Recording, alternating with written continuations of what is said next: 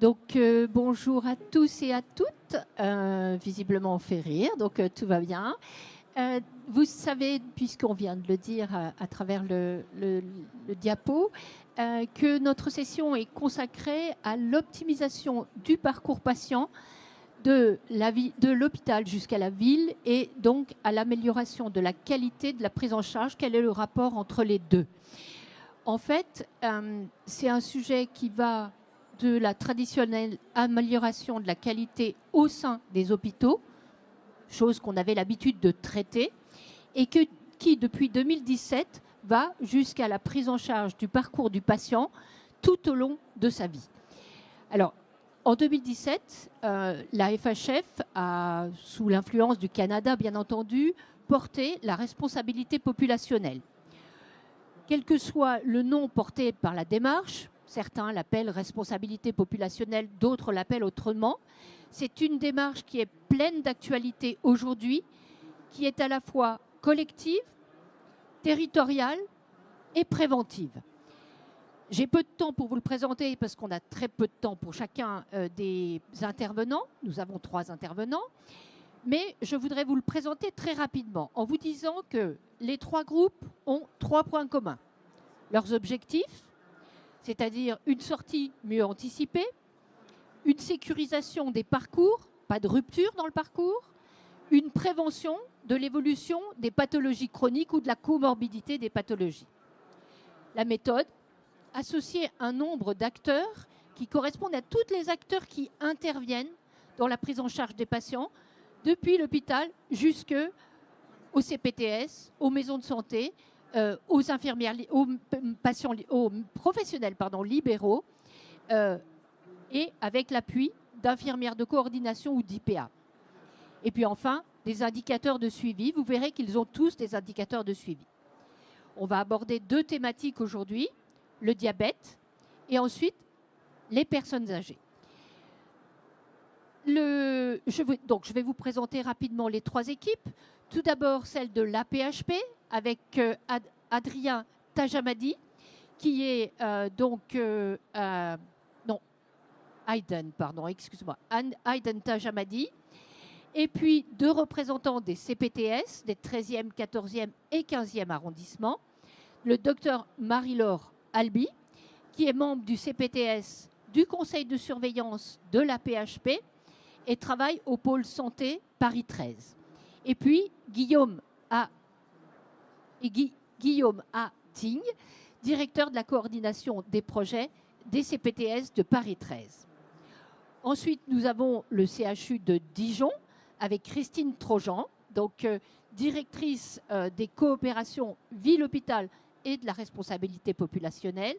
Et puis, et Madame Manuela Dos Santos, qui est directrice générale adjointe du DAC, du dispositif d'appui à la coordination du 21.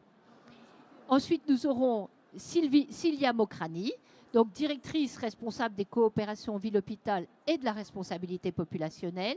Et puis Arnaud Chatourel, donc chef de projet de Nancy, du projet Solventum, et qui va vous laisser découvrir jusqu'au bout les aspects de la responsabilité populationnelle. Donc je vous propose, nous aurons merci. Nous aurons en conclusion notre grand témoin, donc Jean Lessy, directeur de la HAS, président-directeur de la HAS. Non. Il n'y a pas eu de putsch, je ne suis que directeur général, le président... Oui. Mais des fois, je dis directeur, on me dit ah non, c'est président-directeur. Pardon. Donc, juste directeur général de la HAS, mais son mot compte, et c'est lui qui fera la conclusion sur cette présentation. Merci beaucoup. Donc, je vais passer la parole à Aiden Tajamadi, donc pour présenter le projet de la PHP. Tout à fait, mais merci beaucoup pour cette invitation et je remercie aussi les représentants de la CPTS et de la ville qui sont venus à cette présentation. Je pense que c'est important parce qu'on parle de parcours ville-hôpital, c'est important de l'incarner. Peut-être en 2 mots avant de leur laisser présenter un petit peu plus avant le projet qui est vraiment, c'est pas le projet de la PHP, c'est un projet qui est construit sur un territoire parisien des 13e et 14e arrondissements de Paris, avec les acteurs de ville, avec les acteurs hospitaliers, et notamment en parlant de la thématique des personnes âgées. Et malheureusement, il ne pouvait pas être là aujourd'hui, le docteur Mathieu Piccoli de l'hôpital Broca, et puis également le docteur Julie Pernet des urgences de la Pitié-Salpêtrière, donc pour montrer que c'est vraiment un projet qui est issu d'une démarche de terrain. En quelques mots, alors les coopérations ville-hôpital, on en a tous dans nos projets d'établissement. Il se trouve que la PHP est en train de revoir son projet d'établissement, et en général, c'est faisons des coopérations avec les acteurs de ville. Et là, comme on révise ce projet, on a un petit peu regardé qu'est-ce qu'il existe aujourd'hui en matière de coopération. Et il y a deux choses qui ont changé. La première, c'est qu'aujourd'hui, les CPTS sont des acteurs qui ne sont plus des acteurs virtuels. Ce sont des acteurs qui, au quotidien, sont des partenaires des équipes hospitalières. Et ça se produit, voilà. Et l'exemple là l'illustrera parfaitement, première chose. Et la deuxième chose, c'est que la nature et la richesse des coopérations que nous entretenons avec les acteurs de ville a beaucoup évolué. Pour faire court, on est parti d'une préoccupation qui était: on a les urgences qui sont engorgées. Comment est-ce qu'on fait pour que la ville fasse son écho pour éviter d'engorger les urgences? On a du mal à faire sortir nos patients. Comment est-ce qu'on fait pour les faire sortir plus vite et que la ville les récupère? Et j'utilise à dessein des mots un peu durs parce que c'est souvent comme ça que c'était perçu. Et on est passé maintenant à des coopérations qui se font entre équipes médicales et médico-soignantes, hospitalières et de ville, autour des parcours de prise en charge, autour des besoins des patients. Et c'est vraiment ça que cette présentation illustre. Donc un dispositif qui, c'est sur des territoires parisiens, autour de la prise en charge et du parcours des personnes âgées, en amont, en aval bien sûr, mais en fait les patients sont les mêmes en amont et en aval, les acteurs sont les mêmes en amont et en aval, et donc c'est vraiment cette logique-là qu'on va essayer de développer.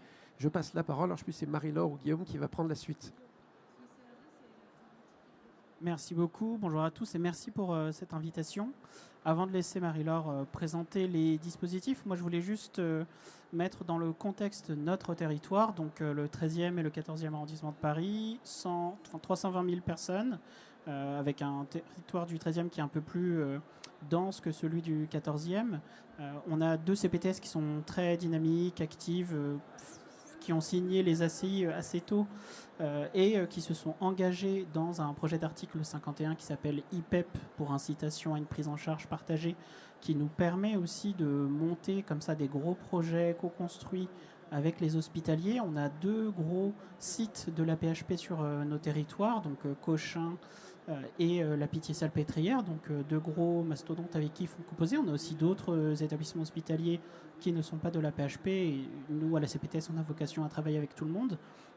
Et donc voilà, on a réuni tout un collectif, à la fois l'hôpital, la ville avec les CPTS, mais aussi le DAC, le dispositif d'appui à la coordination, et le médico-social. Donc on travaille aussi avec des EHPAD, on travaille aussi avec des représentants de patients pour pouvoir monter les dispositifs que Marie-Laure va vous présenter.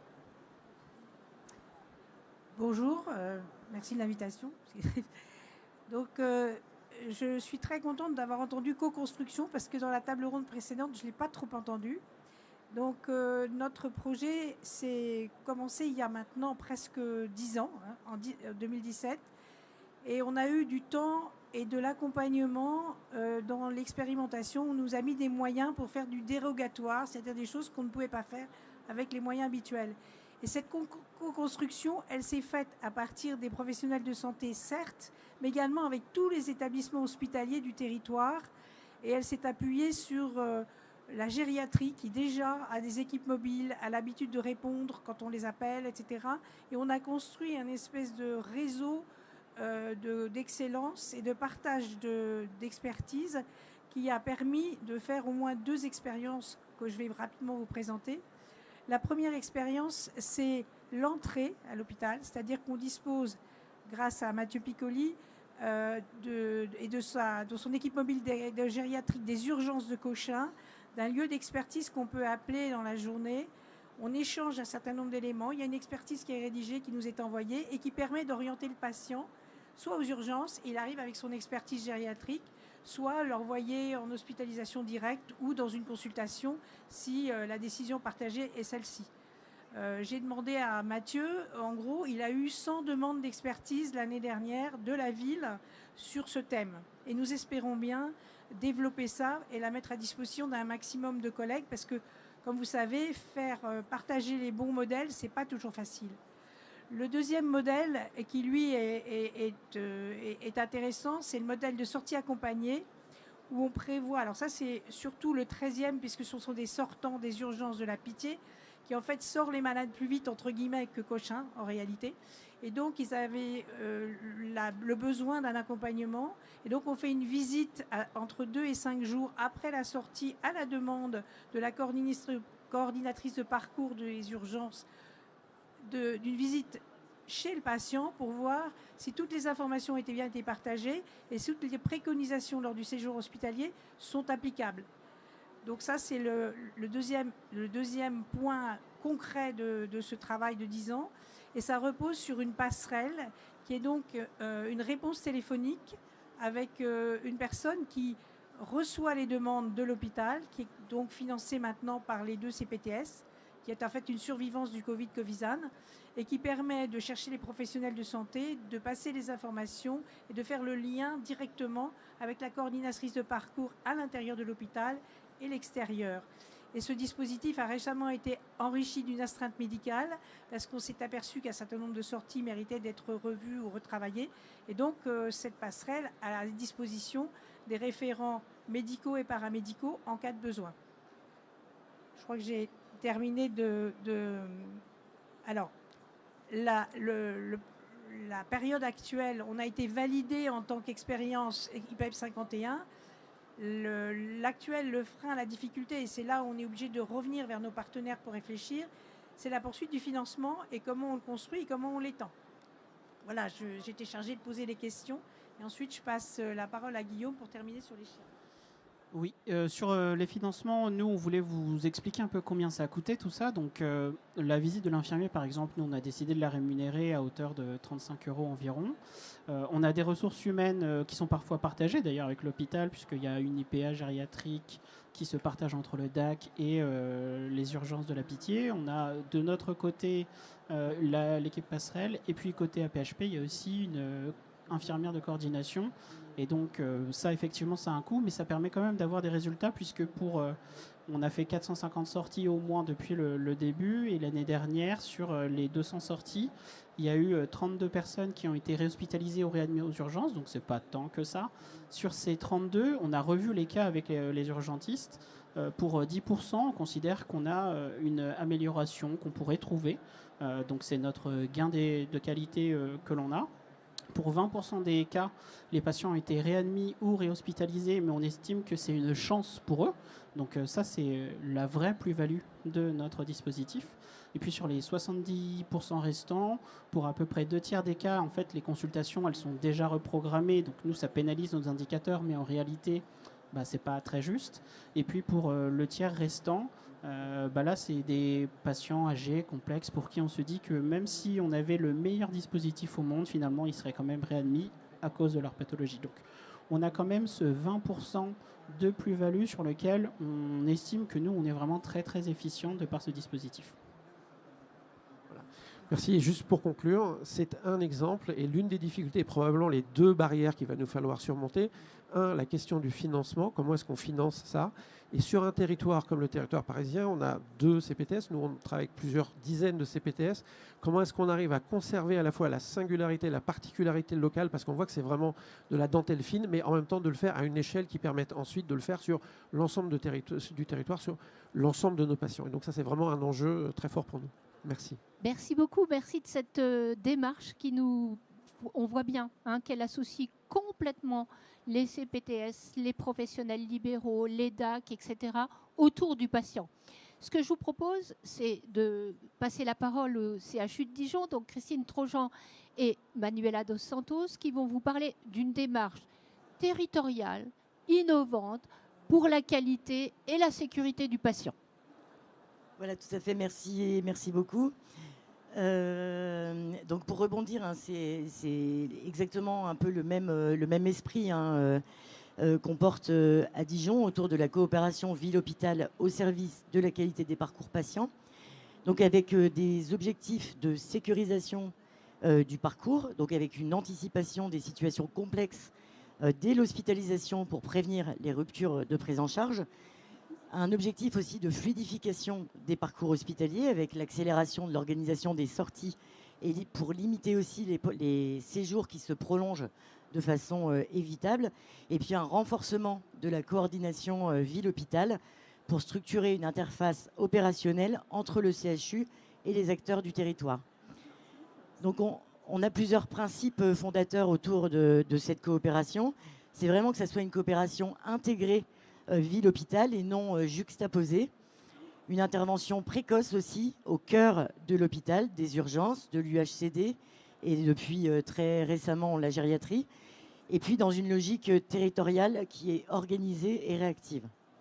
Et avec qui? Je vais laisser Manuela nous préciser avec qui tout ça a été travaillé. Merci. Donc évidemment le CHU Dijon-Bourgogne qui nous a ouvert les portes. Le dispositif d'appui à la coordination de Côte d'Or, alors avec une infirmière de coordination intégrée à l'hôpital, mais aussi avec les équipes réparties sur tout le territoire. Et puis récemment la CPTS, la plus grosse CPTS de Côte d'Or, et évidemment des partenaires institutionnels tels que la CPAM ou l'ARS. Comment vous avez réussi à financer ça? Telle est la question que posait Aiden Tajamadi. Alors, dans le même contexte de tension hospitalière, suite au rapport Braun, on a eu un financement d'expérimentation par notre agence. Et puis, est arrivée la fin de l'expérimentation. On a eu un prix coup de cœur de la DGOS qui reconnaissait le dispositif. Et on a fait le choix de le financer sur les propres deniers du DAC pour pérenniser ce poste au sein des urgences et de l'UHCD. Mais les CPTS ont bien vu l'opportunité de faire du lien et se sont proposés de financer les nouveaux postes, notamment en gériatrie, pour améliorer la coordination ville-hôpital. Et donc, on est sur l'innovation de ce financement par les CPTS. Là, on est vraiment sur un message clé. Hein. On ne coordonne plus à distance, on intègre vraiment la coordination à l'intérieur des murs de l'hôpital, donc avec une infirmière de coordination du DAC qui est physiquement présente au CHU depuis janvier 2023, avec une nécessité pour les établissements d'accueillir cette infirmière, c'est-à-dire de lui mettre à disposition un espace de travail, un accès aussi au système d'information. Donc tout ça, c'est conventionné, bien évidemment. Et pour permettre l'identification précoce des situations complexes et puis l'activation immédiate de ces ressources. Un gros enjeu aussi pour les établissements qui souhaitent mettre en œuvre ce type d'expérimentation, c'est la communication qu'on va faire autour des missions et du périmètre de cette infirmière, puisque vous pouvez avoir des petits enjeux de territoire avec d'autres métiers comme les assistantes sociales, donc qui font partie de cette même direction, donc c'est un petit peu plus simple, mais des enjeux aussi de communication auprès de la direction des soins, des différentes réunions, des instances, de la CME, pour bien préciser le rôle de cette infirmière. Ça, c'est essentiel si on souhaite mettre en place cette expérimentation. Et je pense, Manuela, on a réussi cette étape-là. Oui, et puis les chiffres parlent d'eux-mêmes, hein, puisque sur l'année 2025, en tout cas sur le dispositif mis en œuvre aux urgences, on a accompagné 546 patients à avoir une sortie sécurisée, et on a été amené à penser aux patients pour qui on avait un doute, et on a instauré un appel entre J2 et J5 pour être sûr que les préconisations hospitalières sont respectées, que les aides à domicile sont en place, que le cercle de soins est établi. Voilà. Et donc, depuis, sur cette nouvelle expérimentation, on va dire, sur un mois, on a fait rappeler une trentaine de patients et on a eu 2 réhospitalisations à plus de J10, voilà, et qui étaient pas dû à une complexité organisationnelle, mais vraiment à la pathologie du patient. Voilà, alors je dirais que ce que ça change concrètement, donc c'est qu'il y a beaucoup moins de temps perdu dans le parcours et plus de qualité pour le patient, avec une anticipation des sorties complexes dès l'amont, une sécurisation, tu disais Manuela, des retours à domicile, une réduction des ruptures de parcours, une mobilisation aussi plus rapide des acteurs de ville, et une contribution à la pertinence des hospitalisations. Donc, et là, ça fait écho directement avec les enjeux de la certification.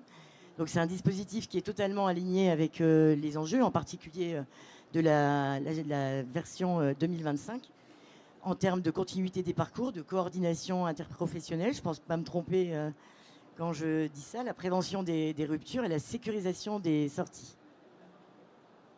Donc, ce qui fait la différence, Manuela. Ce qui fait la différence, c'est que la ville est rentrée à l'hôpital. Voilà, c'est une présence humaine qui est dédiée et une logique territoriale qui est partagée et c'est opérationnel, c'est pas de la théorie. Voilà. Et à tel point que c'est en expansion, puisque une CPTS est venue nous voir, puis une deuxième, et bientôt, on espère, les 3 dernières CPTS du territoire de Côte d'Or.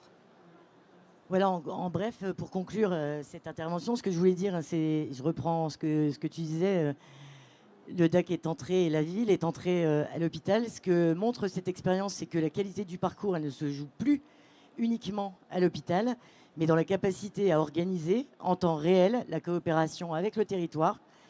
Le DAC 21, en tout cas pour le territoire de la Côte d'Or, est devenu un levier opérationnel majeur pour passer d'une logique de prise en charge à une logique de parcours.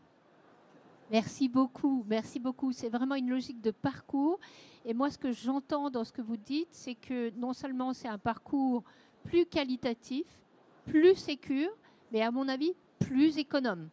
Alors, ça veut dire qu'il faut qu'on redistribue les crédits dans le circuit du financement de santé. Il faut réfléchir à cette redistribution. Je suis sûre qu'on peut générer des économies avec moins d'hospitalisation. Donc, il faut repenser le mode de financement du CHU, enfin des CH, mais avec aussi une diminution du recours aux soins au quotidien dans la ville, parce qu'on prévient certains patients critiques. Les patients critiques sont repérés et donc mieux traités. Alors, ça va me permettre de passer la parole, de vous remercier, puis de passer la parole donc, au CHU de Nancy. Le CHU de Nancy qui a une vraie démarche populationnelle depuis... C'était une démarche populationnelle, mais vous l'appelez vraiment démarche populationnelle. Elle est construite par strates, mais elle débouche sur un petit plus. Et on va découvrir ça avec vous. Donc, Madame Mokrani et puis Monsieur Chatourel. Donc, si vous voulez bien. Bah oui, merci. C'est vrai que nous, comme pour la PHP et comme pour le CHU de Dijon, on s'est posé les questions des coopérations ville-hôpital depuis quelques années. Et c'est vraiment en 2021, en pleine crise Covid, où finalement on prend les avantages de ce qui a pu faciliter la crise Covid en termes de coopération ville-hôpital en se posant la question de comment on fait pour aller plus loin et avec quelle méthode. Et pour le coup, on organise plusieurs rencontres sur notre territoire. On va rencontrer les CPTS qui commencent à se constituer sur l'ensemble du territoire. Alors quand je parle du territoire, pour nous, c'est notre GHT, le GHT Sud-Lorraine. Voilà, on présente le projet de la responsabilité populationnelle. On se pose la question de quel parcours va-t-on pouvoir déployer dans cette approche. Et d'emblée, finalement, on obtient un consensus de l'ensemble des acteurs, que ce soit CPTS, DAC et on a embarqué aussi l'ARS, l'assurance maladie également sur notre territoire, pour pouvoir lancer cette démarche de responsabilité populationnelle avec cette vision de se dire oui, on a maintenant besoin de franchir une étape supplémentaire qui est celle de construire des parcours coordonnés en allant de la prévention jusqu'à la prise en charge des patients les plus complexes, en ayant dans cette méthode-là, finalement, pour chaque profil de patient, les mêmes prises en charge en tout point de notre territoire et donc finalement cet accès aux soins rendu plus possible partout. Et donc après l'ensemble de ces rencontres-là, on se dit on y va, on signe notre convention, donc avec qui avec les 6 CPTS à l'époque qui sont sur tout notre territoire, notre GHT donc qui comprend 11 établissements sur le sud Lorraine, l'ARS, la CEPAM, le Conseil de l'Ordre, pharmaciens, médecins, IDE, les URPS, le DAC et France Asso Santé, puisqu'on part sur 3 principes fondateurs pour déployer notre démarche. On veut la déployer en proximité puisque le territoire de Nancy n'est pas celui de Toul, n'est pas celui de Lunéville et chaque territoire a ses spécificités avec des besoins différents. Avec des patients, puisque pour le coup, c'était dit sur une précédente table ronde, on se rend compte que l'observance de la prise des médicaments n'est pas optimale, tout comme l'expérience de vie avec la maladie d'un patient, elle peut servir finalement au plus grand nombre pour construire des parcours. Donc on s'est beaucoup inspiré de ce qui se fait toujours au Canada, sur les démarches de patients partenaires. Donc nous, on a associé des patients à toutes nos réunions et partout sur le territoire, et en coportage ville-hôpital pour que ça soit complètement incarné, comme ça a été évoqué dans les 2 précédentes présentations. Donc sur chaque territoire, on a systématiquement l'hôpital et la ville qui portent la démarche. On a organisé plus d'une 30aine de réunions qui nous ont permis de vraiment se poser les questions de qu'est-ce qu'on fait de bien, qu'est-ce qu'on ne fait pas de bien et qu'est-ce qu'on peut faire collectivement pour pouvoir organiser la suite de ces parcours. Ça nous a donné des parcours structurés partout. Et puis, on a commencé à déployer le projet. Donc aujourd'hui, on a commencé essentiellement sur la strate 0. Pourquoi ? Parce qu'à défaut d'avoir des moyens financiers pour déployer ce projet, on a commencé progressivement avec les moyens dont on disposait, donc c'est-à-dire les CPTS qui avaient inscrit dans leur projet de santé la responsabilité populationnelle et qui avaient via les ACI des financements pour déployer des actions d'aller vers, le CHU avec toute l'ingénierie projet, et on a plus de 700 patients qui ont pu être dépistés et 200 patients qui sont désormais inclus dans un parcours de prévention responsabilité populationnelle. Donc ça, c'est la première étape qui se poursuit encore, mais on a encore un petit peu de travail, et là c'est vrai qu'on a une belle perspective avec un partenariat qu'on a eu assez récemment.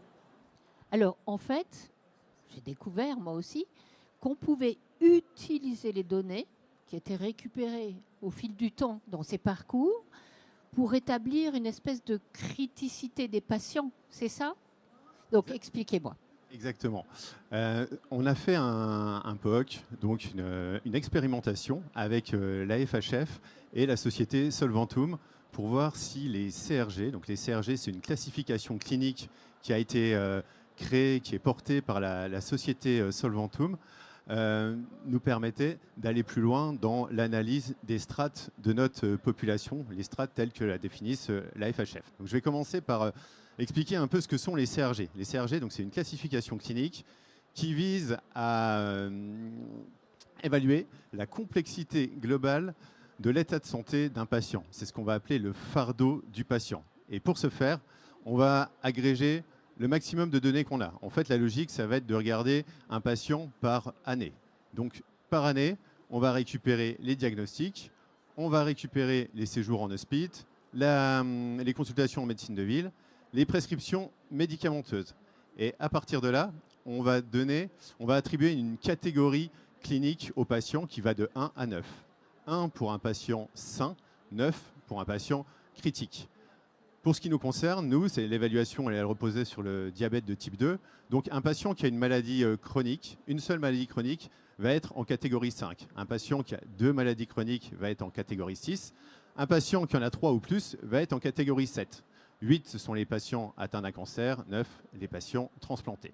Donc, voilà, on a nos catégories qui vont de 1 à 9. Et ensuite, on va définir une sévérité. La sévérité, ça va être en gros l'état, comment dire, on va regarder est-ce que le patient est stable, est-ce qu'il est instable. Donc on va regarder le nombre de pathologies, leur gravité, et on va attribuer une sévérité qui va aller de 1 à 6. Donc on se retrouve avec des CRG, 9 catégories, 6 niveaux de sévérité, on a 54 CRG au niveau macro. Ensuite, les CRG, si on veut, on peut les détailler à l'aide du diagnostic, et là, on va avoir plus de 1500 CRG dans lequel tout à chacun, tout patient, peut aller que dans une seule catégorie. Et c'est un super indicateur parce qu'en fait, quelqu'un qui comprend les CRG, quand il voit un patient arriver, même s'il ne l'a jamais vu, rien qu'en voyant son CRG, il sait à quel type de patient il a affaire. Donc c'est un langage commun à tout le personnel soignant. Et dans le cadre du POC, donc, on s'est basé sur le périmètre patient diabète de type 2.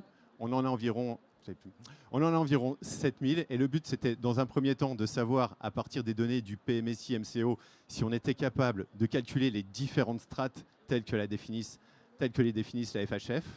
Et ensuite, de calculer au sein de chaque strate le CRG des différents patients et de voir si on avait une réelle corrélation. Et c'est ce qu'on a bien constaté. Et donc, au-delà du constat de ça, l'apport des CRG, c'est que ça va nous permettre de pouvoir zoomer au sein des données et de pouvoir aller comprendre et détailler nos strates en analysant les données par territoire, par tranche d'âge, par sexe ou autre. Et si on suit ces CRG dans le temps, on va s'apercevoir que les patients s'améliorent, non ? En tout cas, on fait tout pour. Donc, pour le coup, c'est vraiment cherche à faire avec cette démarche-là. Avec la RESPOP, on a franchi un pas dans la construction des parcours en englobant la prévention sur la complexité. Avec Solventum, on va aller encore plus loin et être encore plus fin.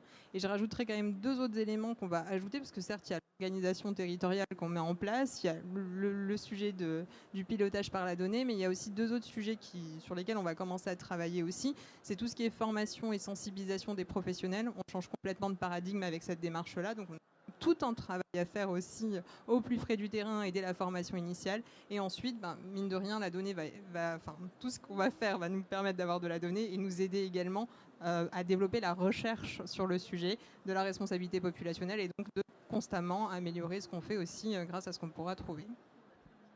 Merci beaucoup. Donc, on s'aperçoit qu'en fait, la qualité, c'est toute la vie du patient, suivie par toutes les équipes qui vont prendre en charge ce patient dans une continuité assez extraordinaire. Et vous le montrez tous. Vous êtes tous associés autour du patient. Il y a un parcours qui est réalisé. Et puis, vous suivez des données qui vont nous permettre de voir si on va vers le mieux ou si on n'arrive pas à améliorer la situation. Mais en tout cas, on pourra avoir des indicateurs. Merci beaucoup à chacun de votre présentation. Je vais laisser la parole à Jean Lessy, qui va conclure magnifiquement. En tout cas, les présentations étaient vraiment remarquables et passionnantes. Merci beaucoup et puis merci pour l'invitation et le plaisir que vous me donnez de conclure cette table ronde. Alors peut-être d'abord trois petites remarques sur le sujet. Le sujet des parcours, des liens ville-hôpital, c'est un vieux sujet. Réseau ville-hôpital au tournant des années 90. Ce sont les années 90. Réseau de santé, ordonnance de 96, les parcours de coordination 2004, etc. Donc le sujet, il n'est pas neuf. Et pourquoi il revient aussi, c'est que ces problématiques ont du mal à trouver un modèle organisationnel et financier. Et ça, ce qui a été dit dans l'exemple parisien, les autres exemples étaient aussi intéressants, montre bien que voilà, on tâtonne. Les expérimentations article 51, elles sont utiles justement pour tester aussi des modèles financiers. Ça marche pas. Ça marche un peu, on ajuste, on réessaye, on reteste. Démarche que la France n'a pas toujours été habituée à faire, très pragmatique, très anglo-saxonne. Mais c'est vrai qu'on tâtonne pour trouver le bon modèle, et d'ailleurs, il n'y en a pas qu'un seul. Il n'y en a sans doute une multitude.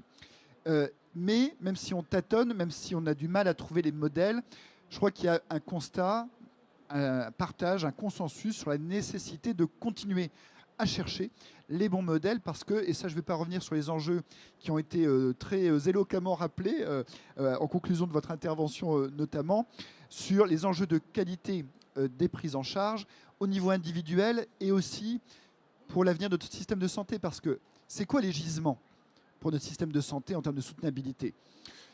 Trouver des financements magiques, ça va être compliqué. Comprimer les coûts, ça va être compliqué. La pertinence, oui, il faut continuer sur la pertinence. Réduire les volumes non pertinents. Mais la pertinence, vous savez, ça va dans 2 sens parfois. Bon. En revanche, on a un gisement d'inventivité et d'efficience organisationnelle inouï. Et là-dessus, vraiment, il faut y aller à fond.